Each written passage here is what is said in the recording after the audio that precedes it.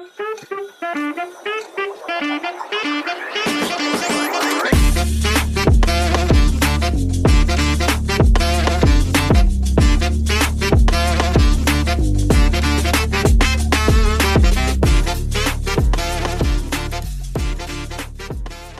going on, everybody? Welcome to the Alex Cuesta Show. How's everybody doing out there on this Friday, February 16th of 2024 for episode 111? So, guys, I think we finally did it. We got rid of David. Every week he's here. He's like a tumor, but I think he's somewhere. Last I checked with him, he's over in Hong Kong trying to start a revolution to get their country back. So if everyone can go support David. No, I'm kidding. David just can't be here, but you know, every week we give him some shit for being here, but that's okay. He'll be possibly back next week. I don't know. He's doing something.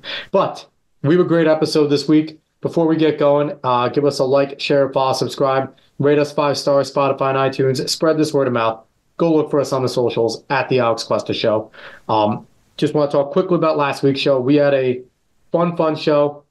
We had Seth Weathers on, the CEO of Conservative Dads, Ultra Right Beer, and I want to thank Seth because after the show, he told David and I he'd send us some swag. He sent us a whole bunch of Conservative Dad's beer. He sent us a shirt. We got, the calendar that's behind me and everything. So I'm pumped. Really enjoyed that episode. Go give it a listen with Seth.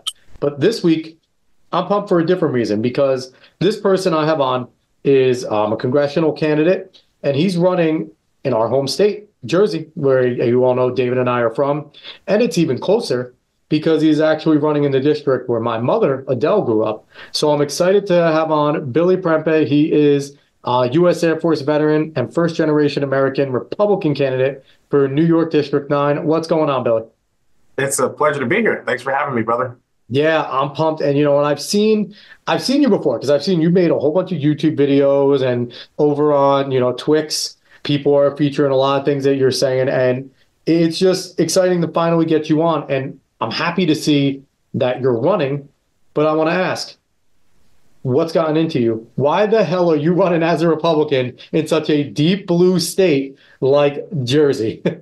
So first off, contrary to popular belief, New Jersey is not really a totally blue state. I would say it's more of a purple state. I would even dare say a deep purple state. It tends to lean Democrat because a lot of the most populated areas are Democrat, but historically, New Jersey has always followed a cycle where we'd have a governor for 2 terms Republican, 1 term Democrat, and it kind of follows that. This past election cycle was where that pattern was actually broken, and we can get into that a little bit later on. But where I live, I'm from Paterson, New Jersey. I'm from the 4th Ward of Paterson, which is a pretty rough environment, so to speak. I've lived here since 2016. I grew up in the Riverside part of Paterson up until the age of 26 when I moved here. And it's been pretty rough here. And the reason why is because when you have Democrats in control, they don't tend to put policies, even though they sound good on paper, they don't tend to put policies that actually amount to much changes in their community. And this area has been plagued by voting Democrat for a very, very long time. But it's not actually deep blue. The reality of what's happening is the Republican Party is not strong in not just my county and several other counties. And this is not me bashing my own party. These are just statistical facts. Like, we've not been pulling the wins that we should have been pulling for quite some time. And we have a lot of very motivated, very passionate conservatives and even moderates and in-betweeners that don't know where they fit in, but they know that they don't have a voice at either party. I've spread a message that unifies our country, gets everybody underneath the banner of the United States, and pushes for what matters most, which is America first. If you're a representative, you shouldn't be representing any other country or any other interest other than what's best for your neighbor and your fellow American. And that's why we were able to pull remarkable results. In 2020, we were in a very different district. It was a D+16 at the time, and I was running up against Bill Pascrell, who's a longtime fixture.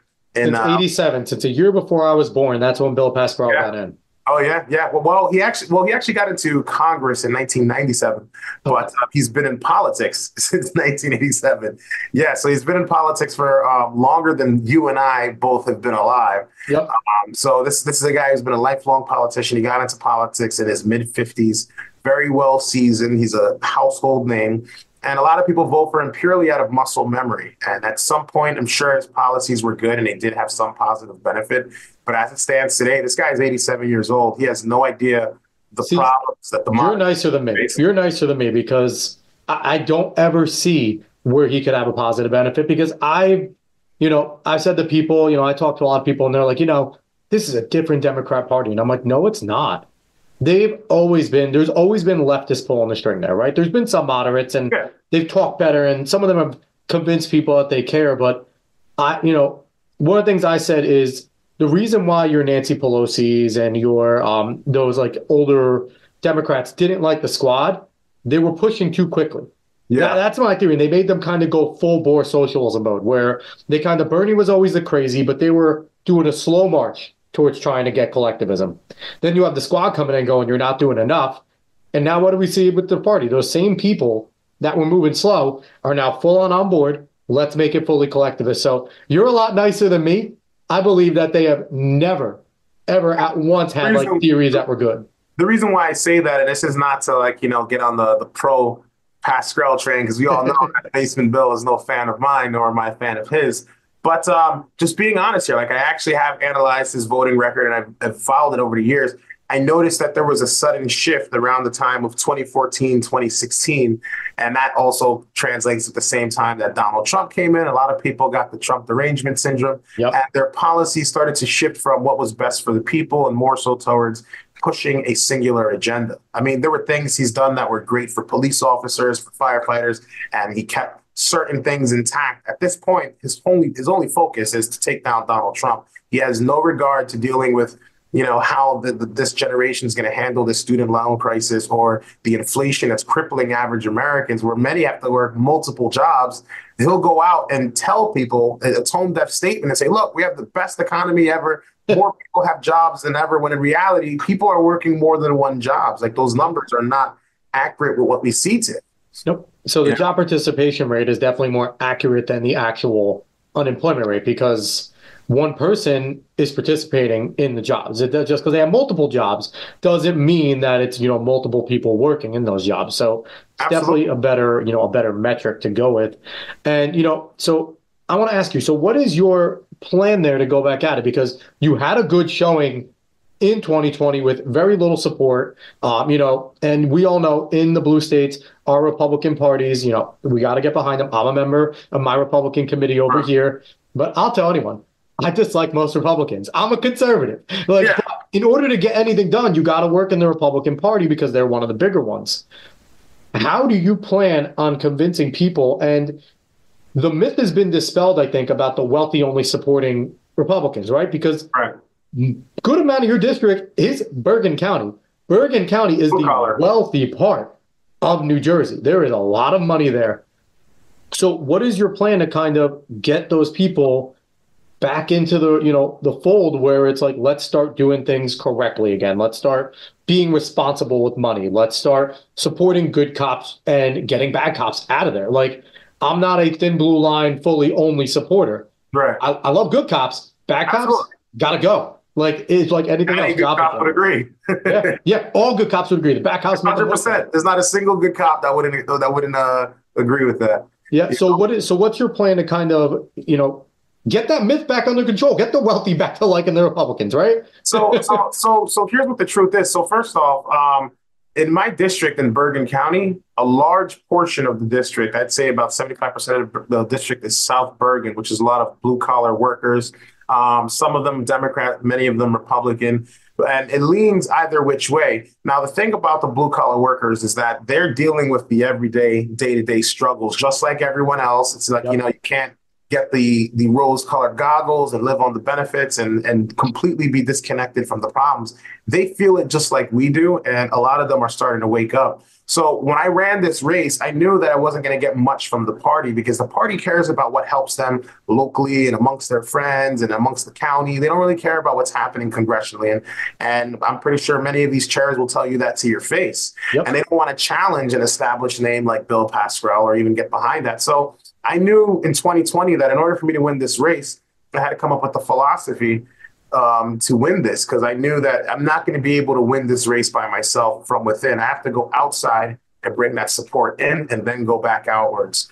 So it's like my philosophy is if you're going to run for council, run like you're running for mayor. If you're running for mayor, run like you're running for freeholder. If you're running for freeholder, run like you're running for congressperson and so forth, and just constantly expand, because the people on the outside, for example, you're in New York, you have family that grew up in my area, you have deep roots in this community. So some people say, well, why are you on a podcast with a guy from New York? Well, this guy knows exactly what's happening in my community. He's going to share that message. They're going to hear it. So using that, I've realized very early on in politics that it's not going to take money to win the race, right? And I'll give you a perfect example. In 2020, when we ran, that was all on about $27,000, everything that we did. And we broke a record. We got 31.9%, which is the most the Republicans gotten since 1983, which was a win. Wow. So we broke that record. And in 2022, when I decided to run the second time, I had access to different political consultants and bigwigs, and I can connect you with this guy. And it really helped blow up my publicity and build my name recognition. But that cost almost $300,000. And it's ridiculous the amount of money that goes in and out of politics. And I found the best results actually being on the street level and talking with the people. And by doing that, the district was a D+16. After redistricting, it became a D+9.5. By the time election day of 2022 came around, it was a D+7.5. Wow. So that's huge. Yes. And this was all just ground game, hard work, talking with people, knocking the doors, getting people to register to vote by mail, getting people to the polling stations, and doing all the things that are necessary, because no amount of money can buy, trust and belief in a vision that you have. If they believe it and they see it, they're going to work with you just as hard as $1 million would work for a corporation. And I think that's what matters to actually change districts. That's why I got those results. And I love it. And I think one of the big issues that we have as a Republican Party is our philosophy of, well, when they get to 30, when they have a family, they're going to eventually become conservative. Where the left is in schools right now, starting at the youngest level, kindergarten, with spreading their message. And, these kids grow up with it. And some of them will turn around and look at bills to pay and be like, yeah, no, the Republicans going to give us better. But a lot of these people, especially we're seeing now, where they're just like sticking to the ideology, and social media has made it so much easier to get those echo chambers and to get like the selective truths that make them feel better.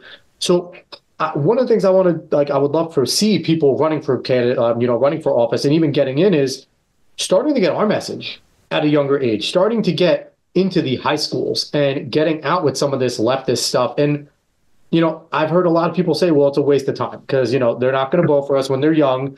And when they're too young to vote, there's no reason talking to them. So you're young. You're like me. We're both in our 30s. Yeah. What is your plan to kind of reach into the generation underneath us and even below them and start getting them active and having them become conservatives young and changing people, right? Getting kids that are in liberal households and leftist households and letting them buck the trend, because you see plenty of conservatives with kids that are leftists, and the conservative parents are just like, we don't like it, but whatever. How can we flip that trend around where we're getting leftist parents with conservative kids? Well, so first off, I want to start that with a couple of things. Is number one, a lot of people don't like my opinion for this, but I think that one of the most brilliant minds in Washington, D.C. is AOC. I don't like her policies. I don't like the things she stands for, but I don't believe she's as stupid as she leads on. No. Not only is she not stupid, this woman's very good at BSing her way out of nonsense, right? So for one, you got to give credit where it's due. The second thing is she understands how to get the message to the people. She knows that a lot of people may not be on board with her idea, even amongst the members of DC. But as soon as she grabs that microphone on the House floor and she speaks, now the nation understands what she's saying. So she talked about the Green New Deal for a very long time, long before Bernie Sanders did. Which one thing bugs me, conservatives can't get the name of that freaking thing right. People call it the New Green Deal, and it's not hard, y'all. It's a Green New Deal. Yeah. It's not hard, and they sound so stupid sometimes. And she drilled it into everybody's head. Yes. To the point that Bernie Sanders, a major presidential candidate, picked it up and he took that football to the end zone. Now Joe Biden's doing the Build Back Better. And it's no different than the Agenda 2020, Agenda 21, Agenda 2030 game that they've got. But exactly. Her ability to get that message out and knowing that young people are on social media, they're on Instagram, they're on lives, they're on all these things. When I first ran in 2020, They said, you know, you shouldn't waste your time on social media because talking on there, the people that are going to vote are not on there. But it was never impressive to me when someone twice my age is impressed by the things that I'm saying, like, wow, you're so intelligent, and blah, blah, blah. It always impressed me more when someone was far younger than me and they're looking at me like, wow, that guy's a badass. You know what I mean? Yeah. You know, because I'm like, to me, that's what gives me the resolve to keep going, because like I see a younger person that's like, okay, good. I know if anything happens to me, there's another badass behind me, you know, and that just resonates much better for me. And have you found that kind of leaning into stuff when like, because, you know, AOC, for all of her things, when Alex Stein called her the big booty Latina, she could have went so much worse with it, right? Oh, yeah. But she kind of, you know, laughed about it, brushed it off, kind of made fun of people like, oh, they just want to date me. Like, she could have went full on Karen. But Yeah. like you said, she stayed cool to the kids, and especially the young ones that support her. Because Yeah. it was like, yeah, you dealt with this chauvinistic guy by being a badass bitch. Like, that's the way that they saw it. Exactly. So what lessons have you taken from that? And also, you know, you're a black man. What has it been like to put, has there been pushback amongst the black community with you being a conservative, even though there have been so many more black conservatives coming out lately, and I think social media has made that fantastic. But what has that been too?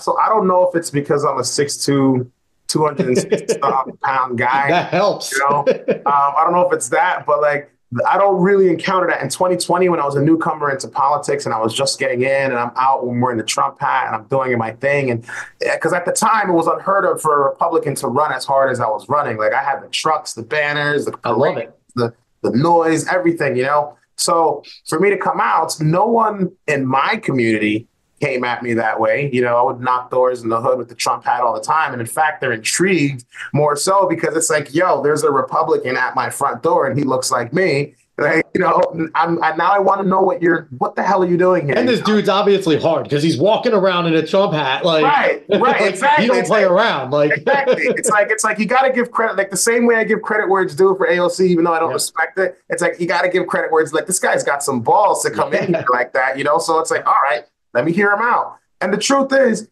we all have a hell of a lot more in common than people think. And the problem that I found that unifies just about every other candidate's campaign that I've seen where they've run if they have like an inner city area in their community is they don't vote Republican, not because they don't look like Republicans, but because there are no Republicans. And if there are Republicans, the Republicans don't go to them. Yep. So if they don't show up, why am I going to vote for you if you've already showed me right off the bat that your whole entire party doesn't care? And the truth is, most of these people that are registered Democrat, many of them don't even like the Democrats in their own community. So they just don't vote. They just literally stay home. And sometimes they vote just out of muscle memory because it is what it is. But when you really talk with these people and you show up to the city council meetings, you talk with the people, you present your ideas and you expand. And I'm unapologetic in my conservatism, and no one's going to sway that. Yep. And more people have come to my message because it's like, what I'm talking about makes sense. We got the southern border wide open, and I've been telling you guys since 2020 that they're going to start sending migrants here. In 2021, I went to the southern border. I showed you guys footage. They're going to bring them here. Now they're being dropped off in Sea Caucus as early as December. Now it's here, and we're planning another border trip next month just to show people just how much it's advanced in that short period of time. Our mayor is trying to turn the city into a sanctuary city, so people naturally will start to wake up. So seeing that, it's like, okay, here's this young guy. He came out of nowhere. He's in the worst part of the city, in the worst part of our entire district, who's running, you know, and he's running up against a system and a machine, and no one will help him. The party won't help him. He's built this network all on his own. And he broke a record at 31%. He runs again in 2022. He gets 43.6% of the vote. So it's like, this guy must have a message that makes more sense, because my opponent, 87, doesn't want to come out, doesn't want to debate. Yep. He has young people tweeting on his behalf. And, you know, the contrast is clear. So it's like when someone comes with solutions and they can speak the language and feel the same way, it's very easy to get people to see a different side, you know, especially when they're accustomed to the same old. And, you know, and your strategy is exactly what I've been preaching for the longest time. It's like, it's taken you now 6 hard years of running, you know, And Not even 4 years. I've been running since 2020. Okay, so 4 years of running, it's taken you 4 years of running, and you're already starting to change minds. And that's one thing I see, like New York City. New York City in New York over here, a lot of us consider that a lost cause because it's so blue. And the thing is, like you said, no one walks into these projects. No one goes up and down the apartments and knocks on the door. Maybe the first time they look and they say, get away from me. Year 2 comes around. Okay, what do you want now? Why are you coming to my door? Year 3, you look at them, has your life gotten better? Okay, I'll at least listen to you. Year 4, okay, where can I come to your rally? Where can I support you? Exactly. Because like you said, you're just showing them that you care. That is the biggest thing. And it always annoys me when candidates go and they write off certain areas. And it's like the areas that Republicans write off are the most populated areas. Exactly. So go battle in those areas because you're going to have a good amount of suburban and urban support, and rural support anyway. Right. You don't need, like, go run some rallies there, but go door to door in the most populated areas. Like, you're doing it the right way because you're not doing it ass backwards. And I feel like so many Republicans that have a similar situation to you do it ass backwards. Let's go shore up our support where they're already going to do it and leave all the rest to the Democrats to just go and walk up and say, yep, vote Democrat again. Thank you. Not only are they looking at it ass backwards, but they're looking at it like very monolithically. And they look at people like they have to fit this template. Okay. They would think that it's like every black guy, like I'll give you a template right here. The black guys in Patterson, they're not going to vote because they vote Democrat because the Democrats are there and they don't care about voting. So what's the point, right? When in reality, the truth is listen, first things first, let's be honest here. Do you like paying taxes? Hell no. No. Now, do you think someone in the inner city who's already, robbing Peter to pay Paul to do whatever they got to do to pay, you think they care about, do you think they like paying taxes? Less than probably we do. Honestly, so we're simpatico there. You know what I mean? So it's like, oh, okay, so good. We connect on that, right? Yeah. Do you want your kid learning about transgender madness in school?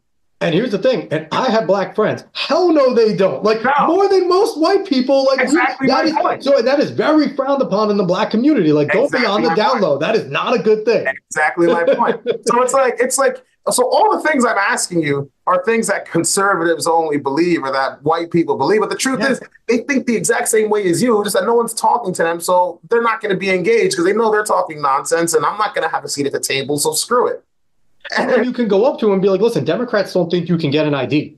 Why the hell are you voting for these people? They're racist as hell. Exactly. Republicans don't realize they're being, like you said, they're also being racist because they're thinking of it as a monolith and, don't go support. It's drives me crazy to not want to do that work. And that's the thing, they don't want to do the work. It's like for example, if I were Donald Trump, I've been hearing a few rumors from a few people, that are close to Donald Trump, is that he's planning on doing a rally in the Bronx at some point this year. Now, if he does that, I think that's one of the smartest political things that he could do. If he does it in the Bronx, he does it in Atlanta, he does one in Chicago, he does one in Houston, and the most densely. First things first, when he got arrested, did you see how much people in the hood came through? It was like, if they can arrest the president and screw him, they just like they've been screwing me, I'm 100% with that guy. And on top of that, the people that Donald Trump was getting out when he was sitting there with, the minor weed offenses and things like that, there was a lot of black people that he released in that way. And then even with some of the rappers and things that he was getting out, he connected to the community, and this brought him an even closer connection, like you said. And I think it was not only the black community. I think the Republicans overplay that, right? That, the black community connected with him because he got arrested. Okay, racist asses. But no, it was... we all connected with him because it was like, hey, even middle America, like the non-wealthy are like, if it happened to him, it can happen to us. Exactly. Yeah, it's the fact that, and that's the thing that, they're pushing people like Nikki Haley right now.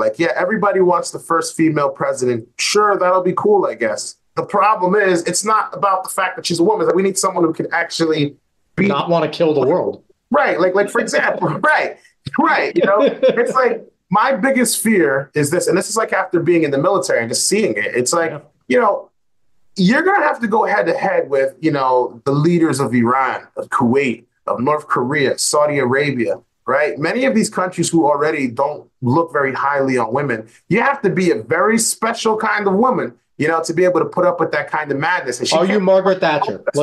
The standard needs to be, are you Margaret Thatcher? Can you demand that respect from men who look at you as a second-class citizen? Exactly. Margaret Thatcher's a perfect example. It's like, if you can't captivate it in that way, because it's like, look, you don't like her. She was basically Trump with Love the Margaret song, Thatcher. essentially. Yeah. But yeah, so it's like when I see those kinds of things and they shove this candidate in our face, like this is the one we got to go to, and I'm like, no one can relate to her. They'll say, oh, but the middle class mother, the middle class woman, they're the ones that are looking for that. And I was like, but the truth is, it's like we're in a situation right now where our southern border is wide open. We're funding proxy wars on 3 different fronts in Taiwan, Ukraine, and Israel. We got a whole bunch of madness happening in the Middle East. We're what, pushing 21% inflation rates. That's probably higher now at this point. The time Gotta be higher. we got 300,000 people coming into the country every single month. All these problems are happening all at once. I need someone who can decisively and straight up handle this problem like with a sword, with no mercy, because it needs to be handled in that way. Because that's where we are right now. I don't believe someone like Nikki Haley is going to be able to do that. And seeing how she can't even handle tough questions from detractors in the audience gives me all the confidence in the world to know that you're not going to be able to handle these crises as they show up right in front of us. No way. And that's a big problem. So I want to move on to talking some policy stuff with you because, you're running for Congress, so people are going to want to hear it. Now, I want to start off with a presentation for me that I would love for you to start pushing for. I absolutely hate the project system. I hate it with a passion because, it was designed by Martin Van Buren in the 1920s to basically take free black slaves and put them back in a box. That is the history of what the project system is. Okay.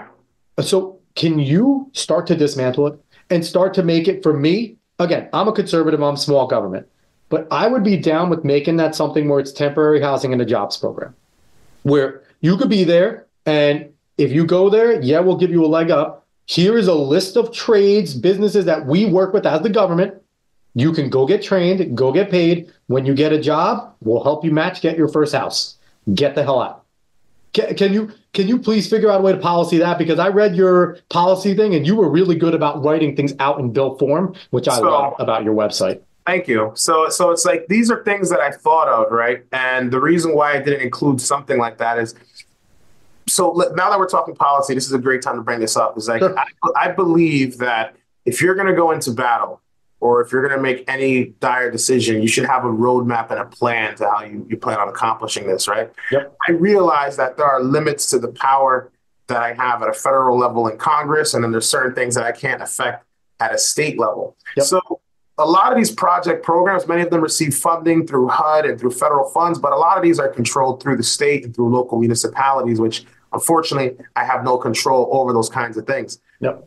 Another thing is, for example, in this district I can speak to the most, there haven't been any new project developments per se. It seems like they're moving to a different type of format where it's more townhomes and community-based living. And a lot of these homes have rent-to-own programs at this moment. So that's not necessarily, there used to be a problem in my district. I used to live right around the corner from the project. So I can assure you, I know the struggles and the frustration quite well. Many years, good people there. Don't get me wrong, but the projects, but what a time. But anyway, so I feel you on that. But a lot of the programs have changed in a way where they're being more geared towards affordable housing, and some of them have programs where people can buy into them. One of the things that I would like to see is since I can't really control too much with that, my solution was to try and provide more opportunity to these communities, right? In Patterson, I could say, for example, there's a lot of development that's happening here. A lot of it is overdevelopment at this point, but we're also bringing all kinds of migrants, and that's a sidebar issue as well, too. So there's a lot of, so as you can see, there's a lot of problems that happen at a state level that I have to be very targeted with how I'm going to resolve a problem, and not just how am I going to resolve a problem, but when I get to DC, I need people to support this position so we can actually make it happen. Yeah. So I created the Revive America plan, which would resolve the cost of living issue, which is something that I know I can directly attack. And what the Revive America program would do is it's essentially an expansion of the Platinum Plan that President Trump wanted in urban environments. Yep. In this place like Patterson, for example, there's lots of these factories getting knocked down and they're replaced with what? More developments. But that only helps a certain amount of people. When these same factories could be reused, re-renovated, business owners should be able to come back, take advantage of those businesses and get tax incentives for renovating them, getting them up to healthy working code, and get tax incentives for hiring people within the county that these buildings are located in. If that's the case, now we can get some more higher paying jobs flourishing inside of our community. People can invest that into their homes, into their lifestyles, and it builds a much stronger economy and more camaraderie within the community by doing something like that. Definitely. And we currently don't have an incentivized program to make businesses want to invest and manufacture in the United States. And I think by doing that and partnering that with my Freedom of Education plan, which we can get into as well, which is my champion plan. That's my baby. And if there's anything that I could pass in Congress, it's the Freedom of Education plan, is because what the Freedom of Education plan does is I don't like the current curriculum in many of the schools across the United States. The problem is I can't control that curriculum. A lot of that's at the state level. If you guys have school boards, you need to get good people on the school boards to actually guide and direct the direction that our education goes in. But since I can't change the education or the curriculum, I can provide skills. I can provide skills to businesses, and I can provide skills to students. Sorry. And the way that we plan on doing this is I want to turn every single public school into a trade school. And what this does is I'm very much in favor of school choice and the ability for parents to send their children everywhere they go. The issue that was always faced with school choice, and this is the reason why the bill was written this way, so that when I get to DC, it should be able to pass, is with these school choice programs and charter programs, the public schools make the argument and the unions make the argument that it takes away from the public school system. So here's also a quick question. They're going to come back and say, we already have VOTEC, because Jersey has VOTEC, the vocational tech, where your kids can go for their core classes, your math, science, English, history, and then go for the second half of the day to VOTEC. So I feel like that would be a pushback. What would be your answer to the union saying, hey, we already have something in here for kids that don't want to go to college route, that want to go to VOTEC? My answer is fantastic, and it's great that you have that. And I don't want a program like that to go away because it's there for a very good reason. Yep. What we're talking about is you're talking about kids outside of high school and after high school. I'm talking about children while they're in high school, while they're in grade school, they're able to learn these skills. So the way that it operates is this. A business owner will come to a school and let's say they want to bring a carpentry program. 3 businesses would be able to, 3 or more, it doesn't matter. But let's just, for this example, 3 carpentry businesses are bargaining with school 1 to bring a carpentry program. Business 1 says he'll invest $100,000. Business 2 says I'll give you 2 sawmills and $100,000. Business 3 says I'll knock down 2 of these walls, build the whole entire place, put the sawmills, $100,000, the works, right? Now, the school can choose whichever business they want to work with. Let's say they go with business B. Total investment is about $75 million, let's say, into this school. Yep. That business can now write off $75 million, 100% on their taxes. And the reason why is because 1, the business benefits from having that tax incentive. 2, they're able to create a training pipeline that can either get them as an employee or set them up for skills to start a career if they don't decide to go into college. The parents get a nice education for their children outside of the curriculum that's being brought to them. The children are learning skills and they have an option. And on top of all of this, the unions are not going to be upset about a program like this because 1, you have more people to fill some of these roles. The teachers unions are going to have a problem because we're putting more children in our public schools, but we're giving them an opportunity to find a way out. And we don't currently have that. And homeowners, 30% of our taxes goes to financing our education, which many of us don't like anyway. And that's the excuse as to why they say we can't afford these trade programs to begin with. So put it on the backs of the businesses that are already invested. They're going to make them, everybody wins. So for someone to turn a deal down like that in Congress, it really says a lot about that congressperson as opposed to the deal itself. Now, how are you going to battle through critical theories being inside of the schools, which, obviously the big one that's always talked about is critical race theory, right? But that's just one, gender theory, feminism, all these types of different critical theories that were, basically very similar vein to like Marxist education, a lot of collectivism.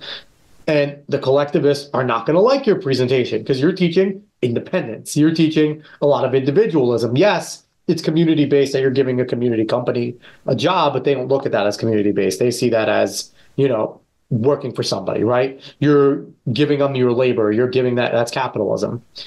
What would your way be to kind of get around that in your plan? Because that's definitely going to be their pushback.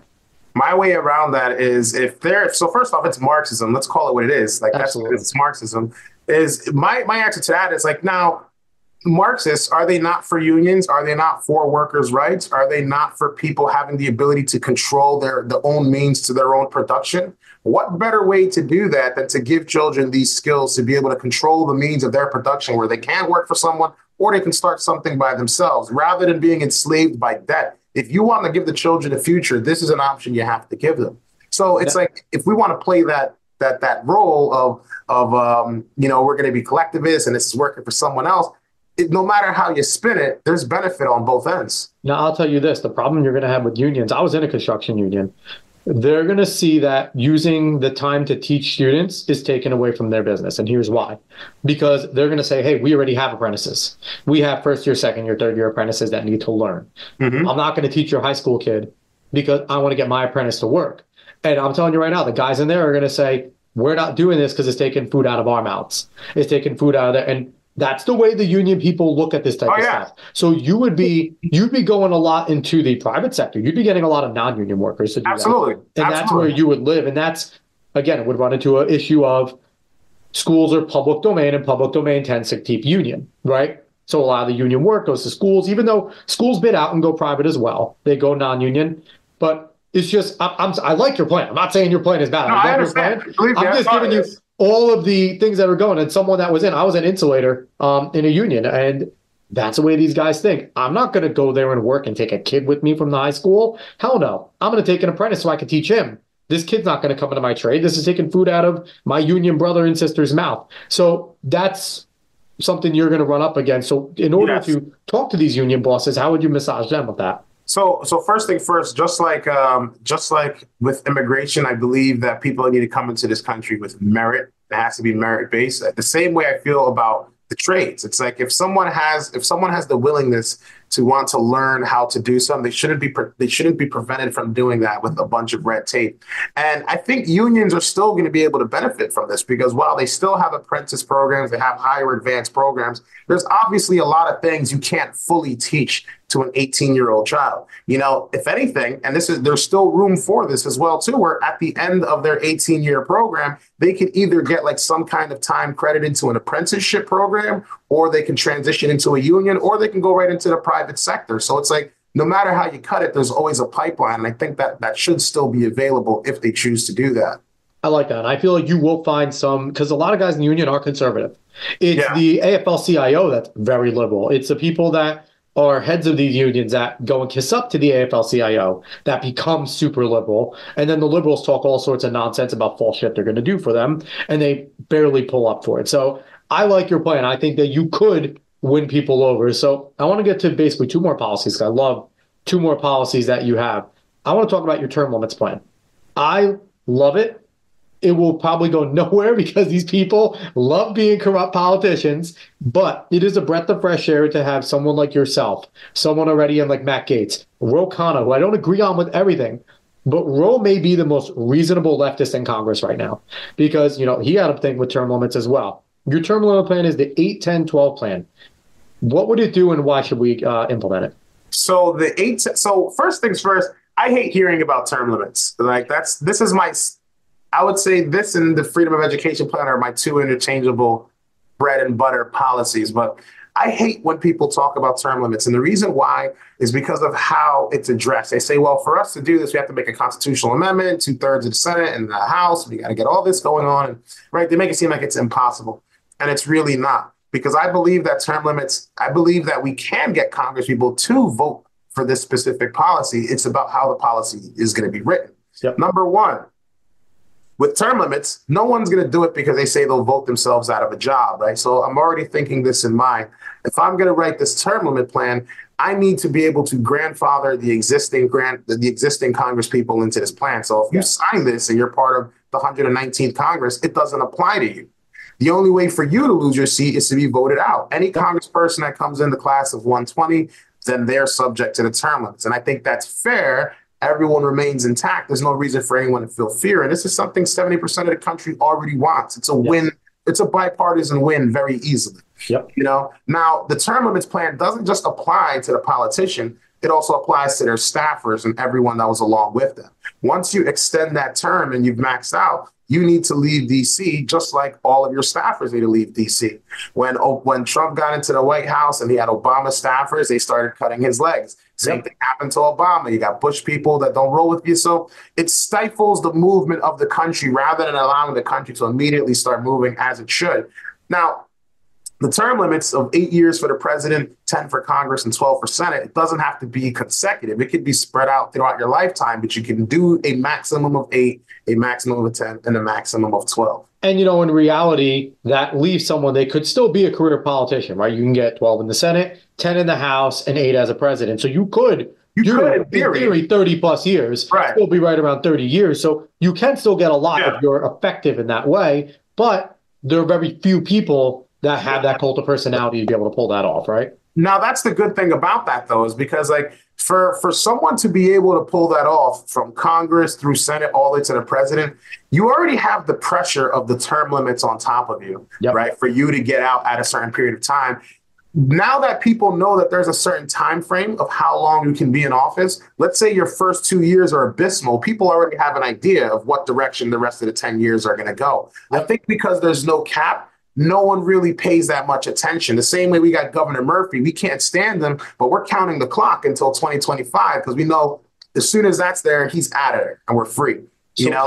How do you prevent guys and girls from going rogue if they know their term limit's about to be up? Right? We see Ken Buck right now. I don't know what the hell Representative Buck is doing. He's had a fantastic resume for the most part, up to this Mayorkas vote, where he was a staunch no twice. And it baffles me that a guy who has talked tough on this stuff before, all of a sudden, someone's in his ear telling him to vote no, right? Or he's showing his true colors because he's about to retire. What is to stop somebody from showing their true colors at their last 2 years of their term if they're, a congressman, or the last 6 years if they're a senator? Like, is there anything, or is it just kind of you got to roll the dice and hope this person is true to their word? Well, it's the same thing with presidential races and with governor's races as well, too, where it's like, the whole state is counting on this guy has to go because we can't do another 4 years. It's the same exact concept. What I think is going to happen is that as Congress people are approaching towards the end of their terms, this is just, a fact. For the same things you just said, they're going to run very hard primaries. And I think that's totally fine because there should be competition. There should be different pieces of information and ideas. And we need people to actually put their ideas on the table to fill a seat like that. I think that the seat should be carried with the level of prestige. And for example, you can't be the world champion forever without realizing that someone's going to take you down at some point, right? And it's all about endurance if you can keep it up. If you're a congressperson that's effectively, you're going to win decisively. Yes. But if you have a situation where people like this guy is going a little bit iffy, the people not only will sense that, but other candidates will sense that, and it'll force them into harder primaries. But that's just a part of the beast that we have to deal with. And I think that's the way that our republic is supposed to operate anyway. And I agree. And I think, term limits they should be there. At this point, they should be there. And I think there is a growing movement on both the populist right and left to kind of get this done because, your populist leftists like the Squad and things like that, they do come in the middle. Like you see, people criticize Matt Gaetz for walking across the aisle with them, but there are some things that the populist right and left agree on, like no more forever foreign wars. They come together on that. Term limits is something they can come together on. And we've seen conservatives do this and do it on their own. I forget who it was. Trey Gowdy. He did 6 years and got out. He said for the get-go, I'm going to serve 6 and be out. I don't believe I should be in Congress that long. Trey could have stayed a lot longer. He was a popular congressman. But he got out. Obviously, he has a show on Fox News, so he's not hurting. But, that's the thing. And so I think that we could see some of that coming together. And I like your plan. And I think you're going in there with some support. So another plan that's really interested me that you had was the peace plan about foreign wars. That's a huge topic right now. We're thinking World War III is about to happen. What is your peace plan? So to vote for peace plan, so referendum votes I'm typically not a fan of because they can lean either which way. Yeah. And, usually you get a lot of activists that'll vote in those kinds of things that'll shift it in a way you don't really want it to go in. But at the same time, I think when it comes to war, when it comes to actual war, I think this is something that should require a referendum vote. And the reason why I say that is because people's lives are at stake. 340 million plus people in the United States' lives are at stake. If we're going to go to war, I think every single person, and I get it, the Constitution says like, well, yeah, you voted for the representative to go in there and represent you. The problem with that is we all know that a lot of these politicians have personal interests and different dealings and different connections that lead them to sway to vote in a certain way. So I'm not taking away Congress's ability to vote or create a declaration of war. What I'm saying is before it ever even gets to that point, there must be a referendum vote across the nation that people will have to vote in.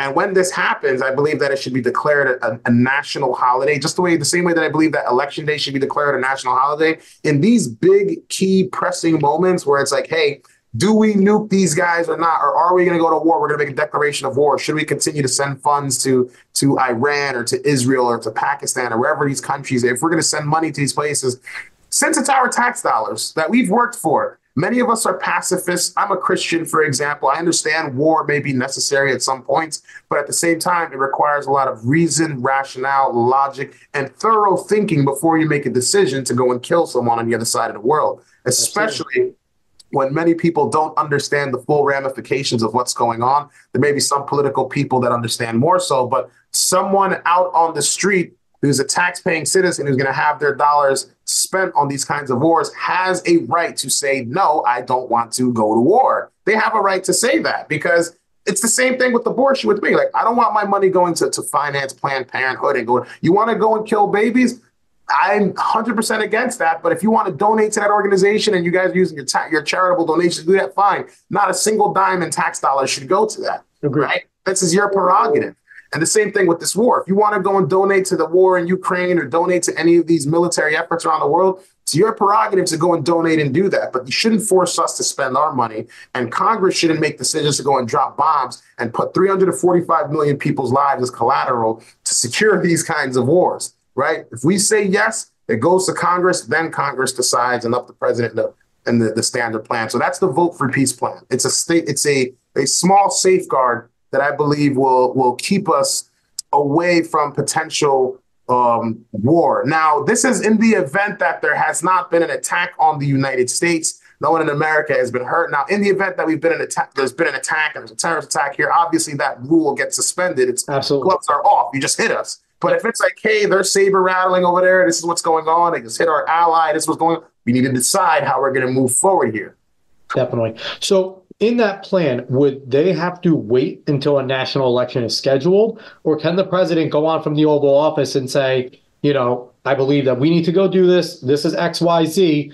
I'm proposing that this Tuesday, on this day, we have a national election for our, to vote for if we can bring a vote to Congress for war. I'm requesting Absolutely. This. Would they be able to do that as the president?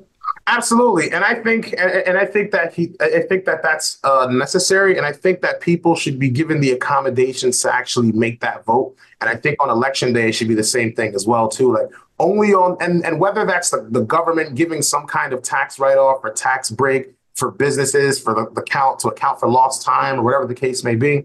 I think that businesses should be afforded that if they apply for that program or however that's going to be done. Yep. But give people the opportunity to actually make it to the polls and do it so there's no excuse as to why no one has done it. I want it to be a national thing. Everyone is aware of it. It must be done this day. This is something that's very important and everyone has to decide.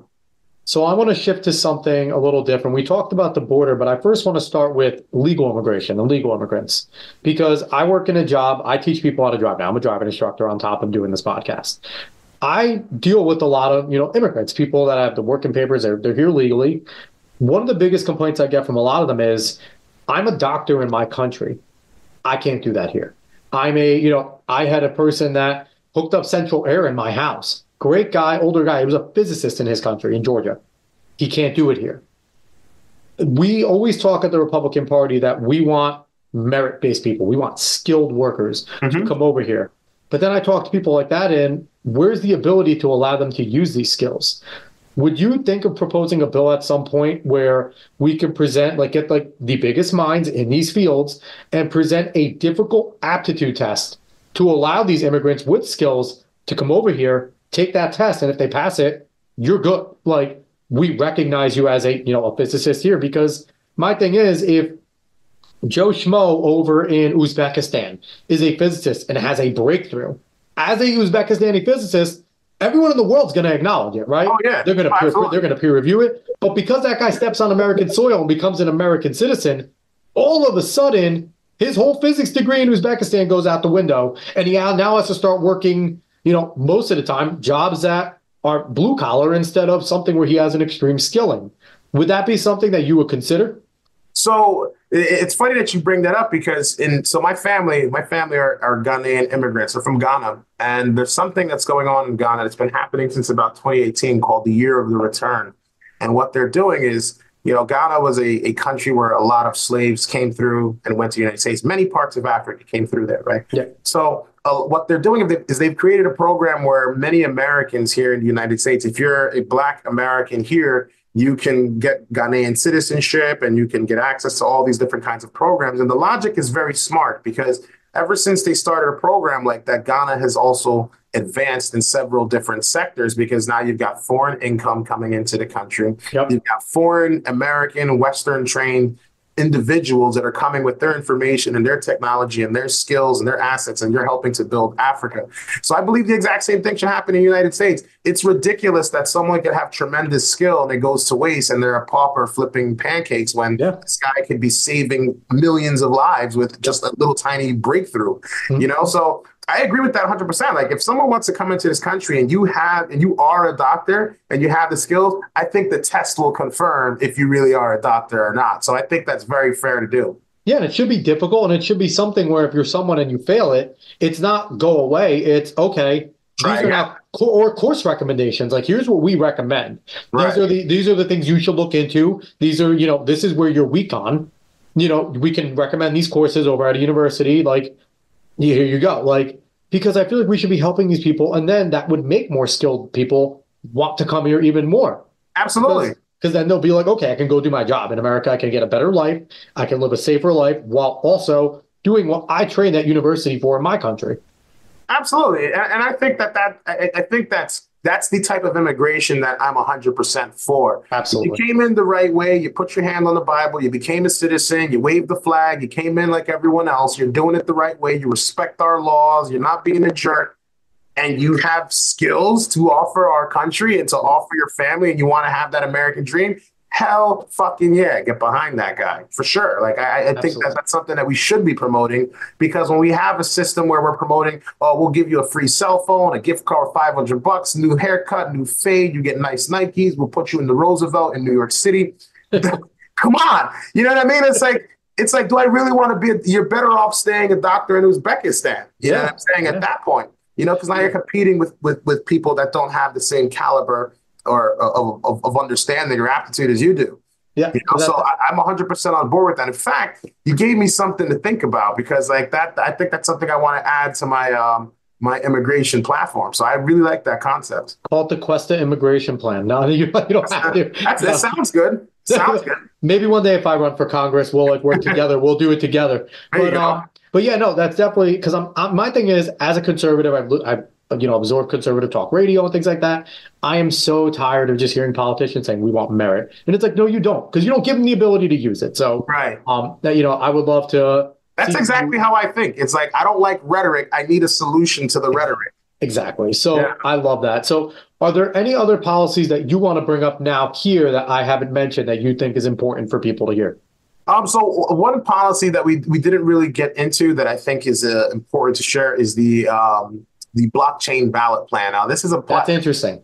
This is a plan that's still a work in progress, and it's something that I'm still working with. But I've come up with several solutions to handle our election integrity problem. It doesn't matter whether you're Democrat or Republican, both sides to some degree. Oh, 2016, it's the Russian collusion. 2020, oh, it's the Democrats. So don't give me that our election nonsense, okay? Because both of us think that there's something shady going on. Well, 2020 was the most secure election of all time. Of all time. Not a single fraud vote ever. Not a single fraud vote ever. Not like they haven't found it in Tennessee and Atlanta. And now it's all coming out. The new election's coming up. They're saying, oh, what happened? But no. Right.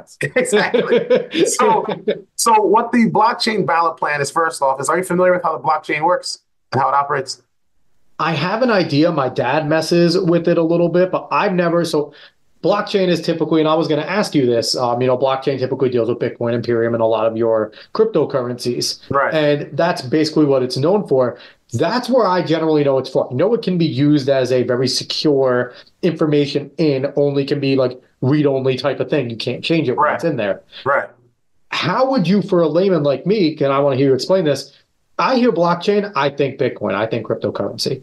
And I think that would scare a lot of people because a lot of people only know blockchain because of crypto. So how would you separate that? So think of it like this, right? Your social security number, right? Only you know yours. Don't say it out loud, but only you know your social security number, right? That number gives you access to everything that the government has to offer, right? The only thing that keeps that secure is the fact that you know. Yep. Right? Now imagine you take that same exact concept, right? The government has a database of all this information that's unchangeable, right? What makes the blockchain special is it has access to a ledger of information that's unchangeable. And everyone has a copy of that ledger. So if someone tries to change their personal ledger and say, hey, Alex gave me $1 million, for example, and you didn't, if my ledger doesn't match everyone else's, we know exactly who committed the fraud. It was Billy, right? So I don't commit fraud. I'm just using this as an example. Politicians should not be saying Pascal, if you clip that, I swear. You can go ahead. I can take a joke. But so now taking that same concept as your driver's license, now change that to as your social security, change that to your voter ID now, right? Now, obviously the voter ID would have to be encrypted in a longer number, just like how Bitcoin, so that whole system will change.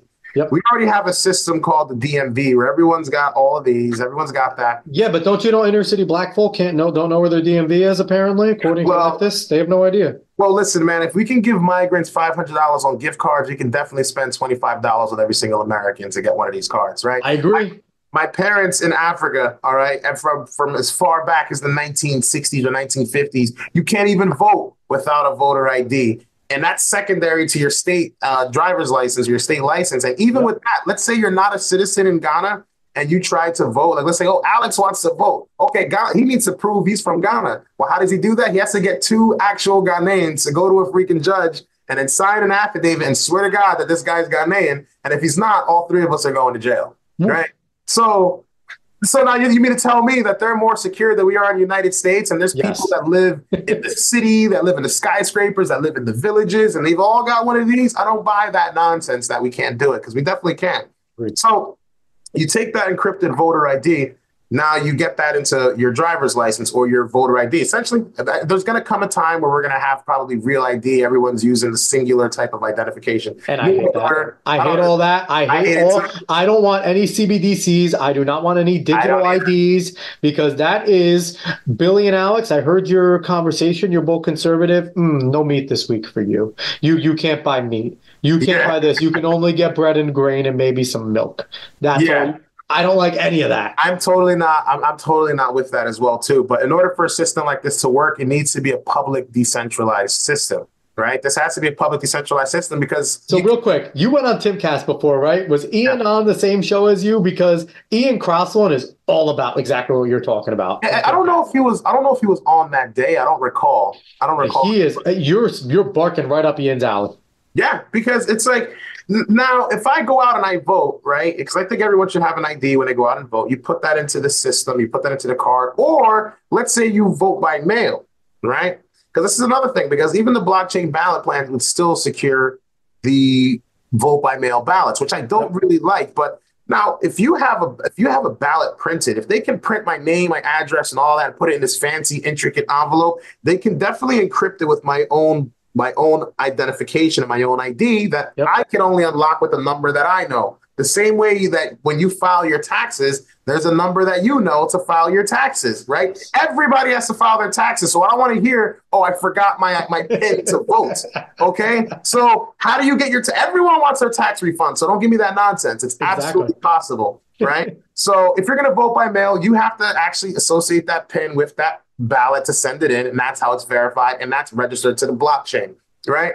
So if we can't do it that way through voter ID, for example, this is a more radical approach, but I think this is something that we need to potentially consider. There has to be some safeguards around it, but I think it's a very strong possibility to secure our elections in the future, especially if we utilize the blockchain, is our cell phones, right? Which sounds like a bad idea at first, but you trust your bank account with your fingerprint and your eyeballs, right? You trust all this stuff with this, right? I am not Alex. I can't look at your phone and access your bank account, right? Even if you're much better looking, that's why. Well, there's that. I can't access your bank account, but if you went onto someone else's, a completely different person's phone, and you use that same facial recognition software to access your personal account, it's going to unlock because it's you, right? Only you can unlock this phone. Only you can cast that vote. Only you can register it to the blockchain. So the voter ID becomes yourself. The scary part is now we're in that realm of now we're a part of a biometrical database, but that's something that I believe, unfortunately, it may get to that point until, and if all else fails, paper ballots and lock it on the blockchain associated with a number that only you would know. It's impossible for all the system. There's a paper trail that way. Then you're going to have Hillary taking people's eyes out. Oh. You know what? If they take people's eyes out, then listen, we can still remember the pin in our head. They can't get your brain, they can't get your thoughts. Yeah. So the one thing that I would ask, because I do like tech, I am kind of a nerd for stuff like that. Why isn't the blockchain hackable? You said that the ledgers need to match up, but I kind of believe if it's digital, it can get hacked at some point. Like people are smart. The reason why is because the way the blockchain actually works is it's not on one centralized server or one centralized location. Everybody has a copy of this same blockchain, and it's a peer-to-peer network, kind of like file sharing or uTorrent. When it has to be able to, I have to be able to access your computer to get that data. And if you're going into the Napster days, oh baby. Yeah. and if you're offline, but someone else has that same file as you, I would just connect to that person because he has some of the information that you've got. It's the same concept with blockchain. So long as there's at least, if the whole entire world's internet went down, so long as there's at least one blockchain still existing and it's on the internet or it's safe somewhere, the entire system can be re-uploaded by that one copy, right? So it's in order for that system to be frauded, you have to shut down the entire network, which would be impossible if it's expanded that far. That's interesting. And I like it. And I feel like the fact that you're knowledgeable about this helps because I hear a lot of people talking about blockchain and things like that, and they only know such rudimentary info about it. But the way you explain it and put it in good terms, and that's what it is, right? Especially if you're a politician trying to present something like that, put it in layman terms, make it as simple as possible so people can understand it because some things are hard to understand and it don't matter. You can have a PhD and it's you just might not understand certain things. So that I like the way you explained it. I thought that was awesome. And, I think that honestly, I think that you would be a great member of Congress. So I want to ask you this. Do you think at this point in our nation, are we closer to national divorce or reconciliation as a country? I think we're more closer. This is the conversation that nobody wants to have, but I think our country is very close to, God forbid, a civil war, for sure. And I don't think the Civil War is going to go down the way that many people think it's going to go down or it's going to work out the way it does because we've got close to 10 million people that have come across our southern border, and that's just people we've documented. Yep. For all we know, the real number is about 15, 17 million people that, another 7 million or so are unaccounted for.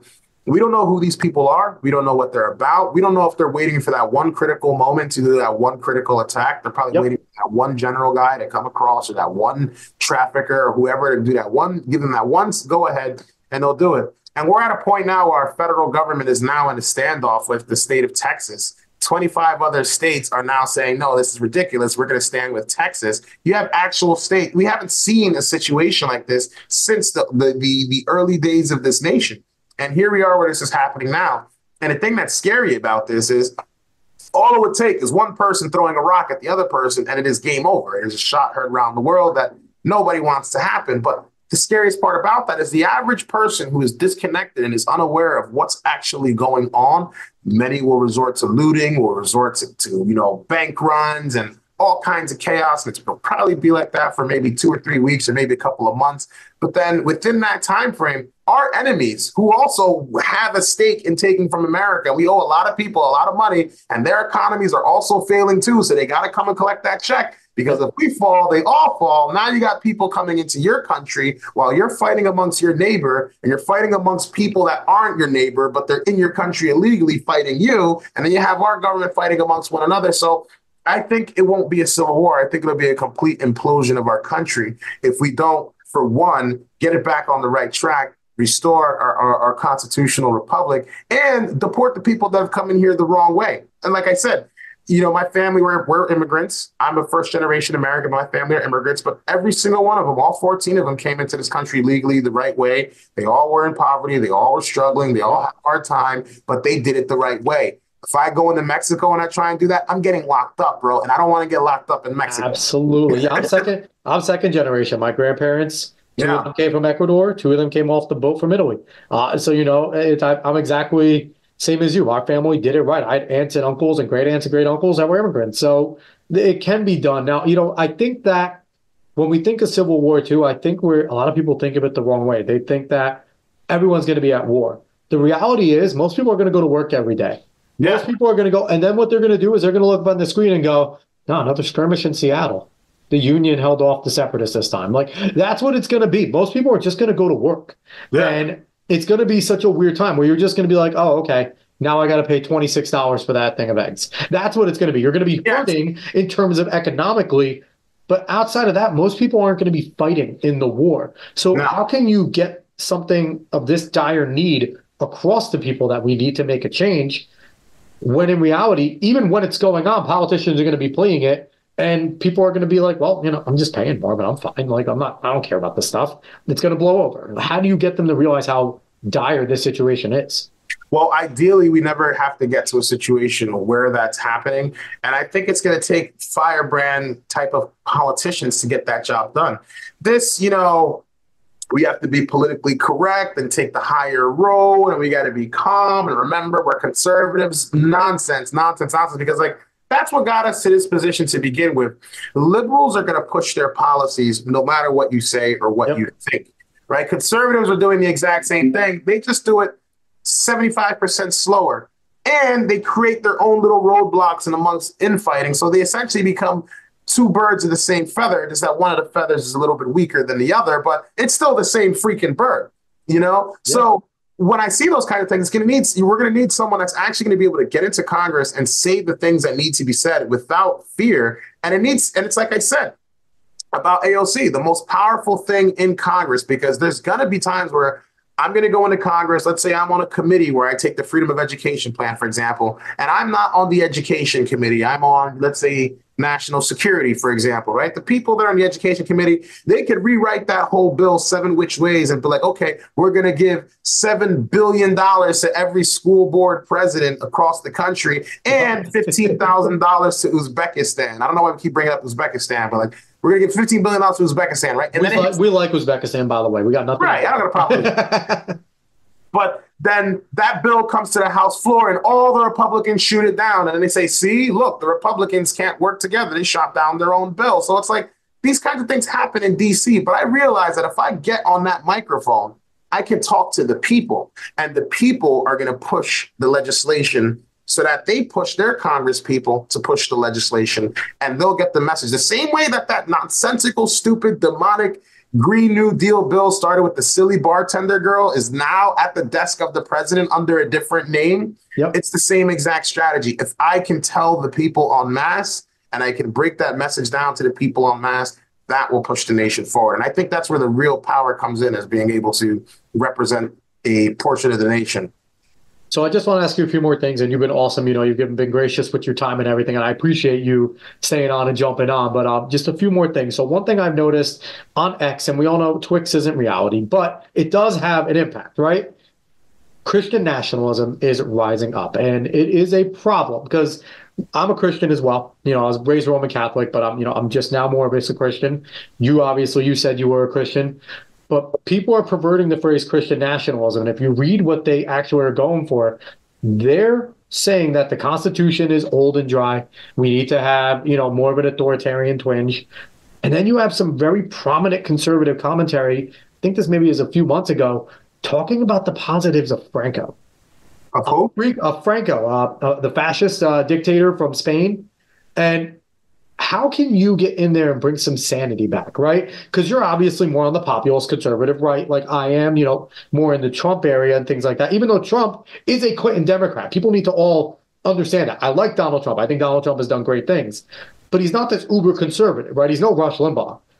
So how do you get some sanity back and push back against some of these like far right people who are basically saying we're on the right, but we don't believe in the Constitution? How do you kind of separate, what these people are pushing for, and to kind of get more of a sane message again back in there?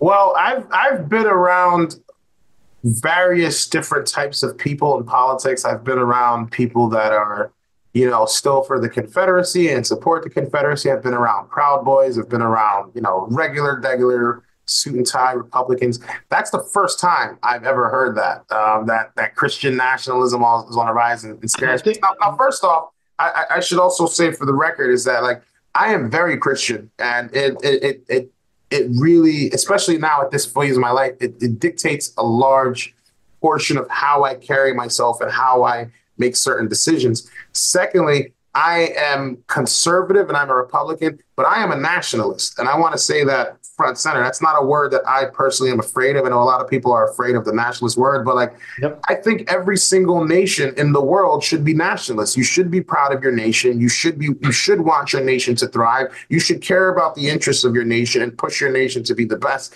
And you should come first before anyone else. I think if you're in Portugal, you should be very Portugal first. Absolutely. Hell if yeah. You're from India, you should be very India first. I think that's totally normal and that's right. And if you're Christian and if that's your faith and that's the predominant faith, I think you should be behind that. Maybe this is a subculture of politics I haven't explored yet or I haven't seen yet, but I haven't seen Christian nationalists saying that they don't support the Constitution.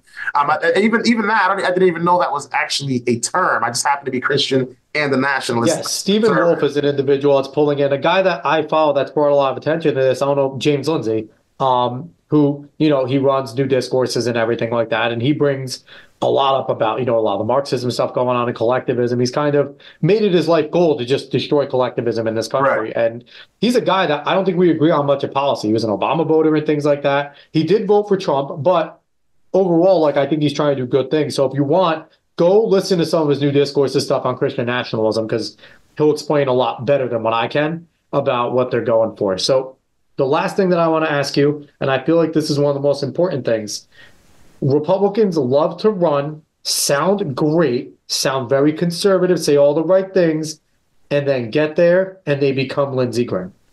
Why should people in New Jersey vote for you and trust that they're going to put in a conservative individual to go and do the conservative ideals that they put forward? So first things first, I don't want to be a politician.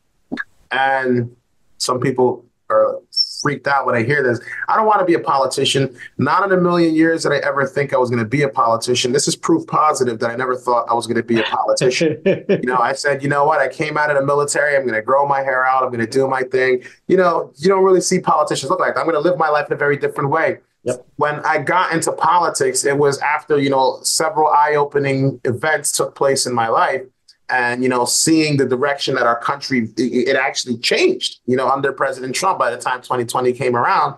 And I wanted to keep that going because for the first time in a while, I actually had hope for the future that our country would be able to wake up and move past this. And then the results of the 2020 election and all that happened. And, I saw those kinds of things. Now it's a necessity, right?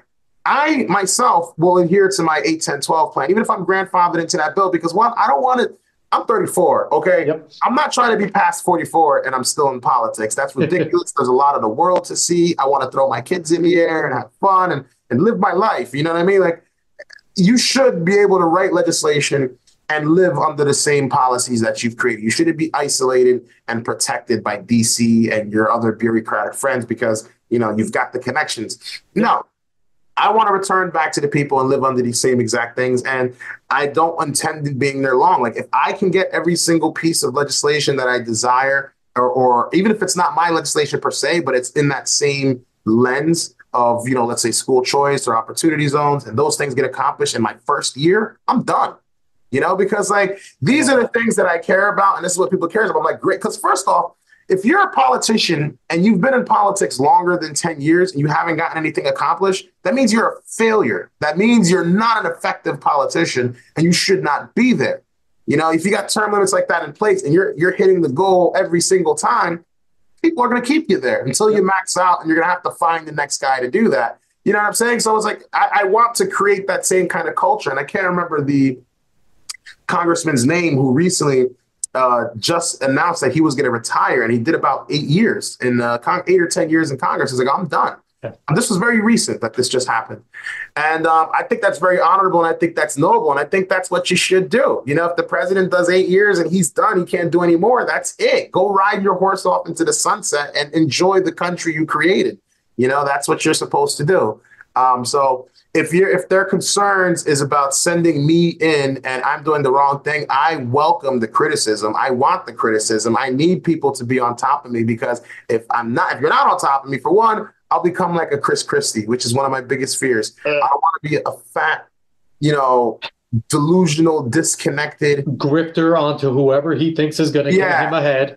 I don't want to be that guy. I don't want to be that guy. And if I ever get to that point, then it is up to the people to get rid of me. And I should be humble enough to understand when you're past your mark. I think everybody should understand that. And if I'm not doing my job effectively, I don't hold it against the people to get rid of me. And lastly, before I let you go, Matt Gaetz, I don't know Matt, but he famously says he doesn't take lobbyist money. Now, like I said, I don't know Matt. I don't know if that's true or not, so I'm not going to say yay or nay. Would you take big lobbyist money if you were there? See, so now that's the thing that depends, because that's also a trick-loaded question. Now, I don't like lobbyists as much as the next guy, but what people have to understand about D.C. is like there's also lobbyists that support the same things that you and I support. Yep. For example, there's lobbying groups that focus on school choice and trade programs. There's lobbyists that focus on, anti-abortion and pro-life causes and these kinds of things. So yes, lobbying is a very bad word, and I don't like lobbyists. But unfortunately, and the reason, and this does suck, they're a necessary evil in politics. There are some very nefarious lobbyists as well, too, though. Yes. What I will say, though, is if anyone was in politics, if you're either a politician or you're a staffer in politics at all, once you expand that term of 10 years, you are maxed out. You can't come into politics. And I believe that if you max out in your term in politics, you cannot become a lobbyist either. You shouldn't be able to transition to become a politician. Absolutely not. You should, once you're done with DC, you are out of DC. Goodbye. Like, you leave, go back to Minnesota or wherever. That's it. You can't lobby, you can't sell, you can't do anything like that. So I'm not necessarily for or against lobbying, but I am very mindful of who I take the money from. Like, for example, if it's a PAC that, hey, man, we actually support school choice, and we're like 1776 PAC or something like that. Yeah, like, what I'm saying? Good work, yeah. Right, or like veterans PACs or these kinds of groups that lobby on behalf of, traumatic brain injuries, for example, or something like that, right? Like, I can get behind those kinds of things. I think it really comes down to the politician. Are you a scumbag and you're willing to sell yourself out for things you don't have any interest in, but you'll do it for the money? Yep. Or are you willing to work with the people that share the same cause? And I've noticed that a lot of these lobbying groups that have a good cause that many people actually care about usually don't have a lot of money, but they do have a lot of connections and know a lot of people that can connect you to people that can help you. So I think it really comes down to who you're going to work with, and be mindful of that. And that's what my stance would be in terms of lobbying. I love that. Yeah, Billy, thank you so much for coming on. This is an awesome show, man. Excellent. Yeah, this is actually one of the best interviews we've had this year. So I appreciate this, man. This is good. We got a lot of good questions out of the way. So that's good. I appreciate that 100%. So once again, he's Billy Prempeh. He is a U.S. Air Force veteran and first-generation American. And most importantly, he is a Republican candidate running for office in New Jersey, the 9th District. If you are over there, go vote for him. Where can people donate to you? What is your website, plugs, whatever you want to do? So my website's www.billyprempeh.com, just like how it's spelled on my shirt, billyprempeh.com. You can find me on X, where I just started doing a lot more X Spaces, and I'm going to try and spend a lot more time on there at Billy Prempeh. And on Instagram, you can find me at some guy named Bill, where I'm the most active. I love it. I love it. So yeah, awesome having you on. We love having the candidates on. We love talking to you. I could talk to you for hours more, but I always make the joke that I'm not Joe Rogan. No one's going to listen if it's like a 6-hour podcast from us. But Definitely appreciate you coming on. Everyone, I appreciate everyone for listening. If you like what you heard today, give us a like, share, follow, subscribe, rate us 5 stars. Spotify and iTunes, spread this word of mouth. Go look for us on the socials at the Alex Cuesta Show. We'll be back next week. Maybe David will be back. Maybe he'll be locked up by China at that point. I don't know. But we'll see when we get there. Everyone, thank you so much for listening. So long.